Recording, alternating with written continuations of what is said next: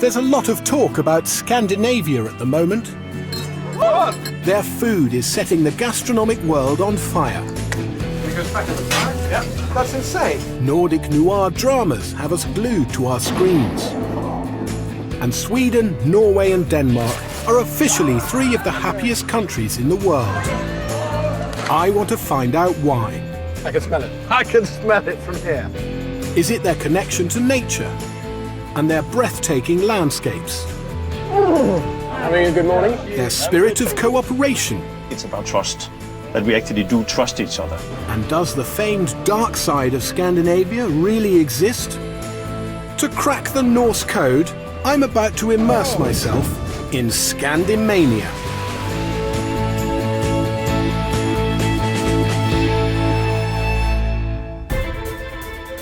This time I'm in Norway.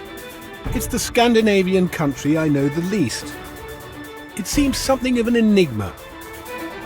It's famous for its stunning fjords. I don't think any postcard would do justice to this view.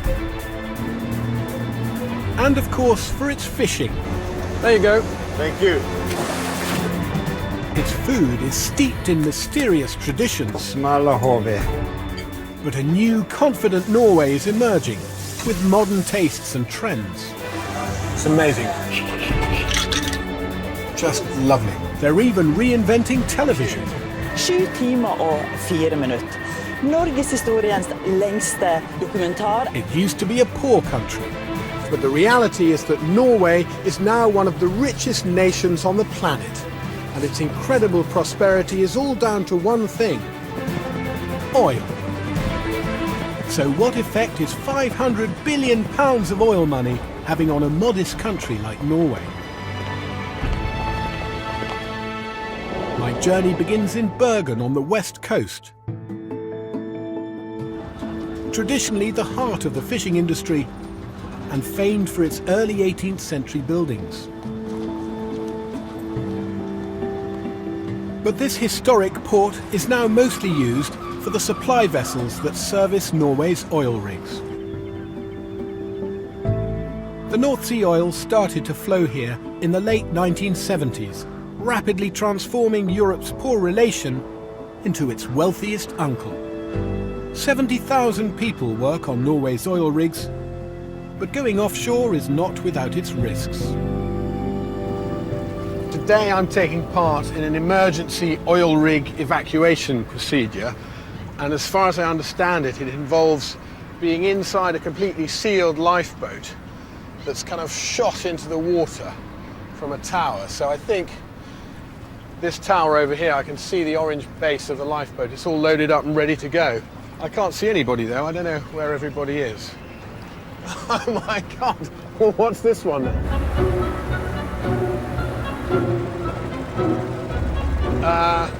So that's just the nursery slopes. This is the real deal. And I'm starting to think that maybe this is my ride today, not this. And it's about twice as high. Oh my goodness. Look at the angle. That's insane. When that hits the water, there's going to be quite a jolt. Still, it's all about safety. What could possibly go wrong? I'm going to be taking the plunge, along with a group of authentic Norwegian oil workers. Boot fits. Okay, ready to go. Is it a bit like a fairground ride? In a roller coaster, you know, you see it and now it's going over. There, it's just, now it's happening. It's pretty sudden. Yeah.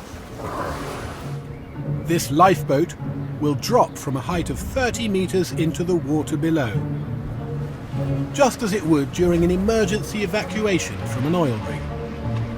I can lend you a hand to squeeze if you're getting scared. Oh, that's very kind. You will see a red flashing light. That means we're putting pressure on the release hook. Everybody just please remain seated with the seatbelts fastened. We're already at a very steep angle. It's quite weird getting into a seat. It's already tilted. I'm at 45 degrees.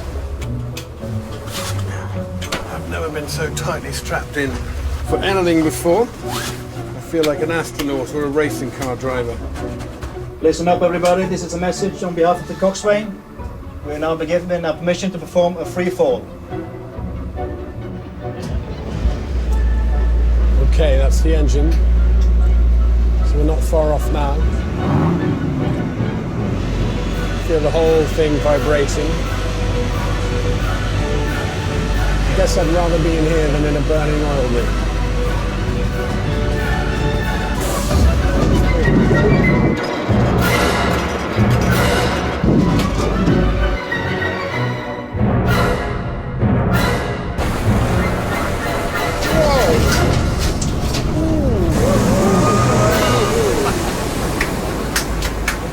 That was great.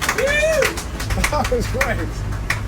Free falling. It didn't last long, but that was quite a sensation. My heart's beating quite fast now, and it's just a real moment of free floating like a spaceman. And then quite a gentle, sudden change of sensation as we hit the water, but it wasn't a sudden jolt. It was a kind of whoosh. It's good. Can we do it again? This kind of training is an important part of an undoubtedly demanding job. But with an average annual salary of over £100,000 and a work schedule of only 2 weeks in every 6, it's not hard to see the appeal. On your 4 weeks off, what do you do? I got completely different hobbies. I have some vintage Volkswagens. Beetles or camper vans? Beetles. Right. It's not completely different because it's mechanics, but it's had nothing to do with work. Do you think people who work on the rigs offshore generally get to spend much more time with their families? You spend whole days at a time with your families and your kids?